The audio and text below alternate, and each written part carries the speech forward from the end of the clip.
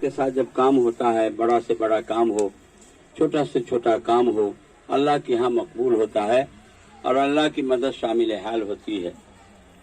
اتنا بڑا کام، اتنی بڑی محنت، اتنی بڑی قربانی ہو اور دن رات آدمی لگا رہے اور آخرت کے اعتبار سے نامہ اعمال صفر جائے، یہ بہت بڑے خسارہ کی بات ہوگی، بہت بڑے نقصان کی بات ہوگی۔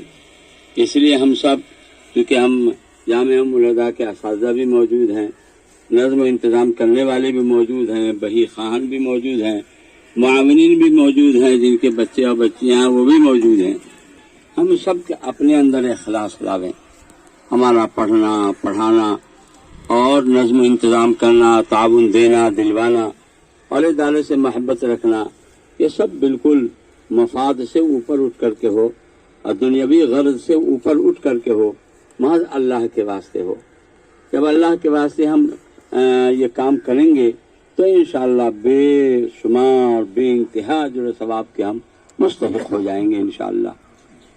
یہ نیت آدمی اونچی رکھے، نیت خالص رکھے۔ اب اپنے یہاں دیہات میں جب کوئی بھینس خریدنے جاتا ہے تو دودھ دہی کی نیت کرتا ہے، دودھ دہی کھائیں گے، گھی کھائیں گے، گوبر کی نیت کوئی نہیں کرتا ہے۔ جی گوبر بھائی کہاں جائے گا، بھینس جہاں رہے گی گوبر تو وہیں رہے گا۔ نیت تو ہم کو بالکل خالص اور اونچی رکھنی،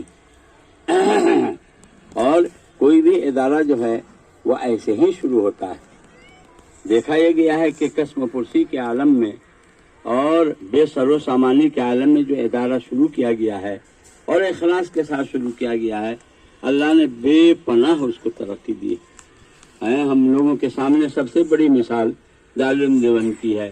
انار کے درخت کے نیچے شروع ہوا اور دیکھیے آج جو ہے دارالعلوم دیوبند ایک دنیا ہے جی، اور پوری دنیا کے گوشے گوشے میں اس کے فضلہ اور اس کے فیض یافتگان واسطہ در واسطہ پھیلے ہوئے۔ اپنے قریبی جگہوں میں اشرف علوم کنوا ہیں، حضرت فرماتے تھے، حضرت طیب صاحب رحمۃ اللہ علیہ، کہ یہ ادارہ قائم ہوا تھا تو اسی پھوس کا 32 ہاتھ کا چھپر ڈالا گیا تھا جی، اور اسی میں حضرت صوفی صاحب، حضرت صوفی رمضان علی صاحب رحمۃ اللہ علیہ کا چھوٹا سا حجرہ نکالا گیا اور اس طریقے سے بچے جمع ہوئے اور پڑھائی شروع ہوئی۔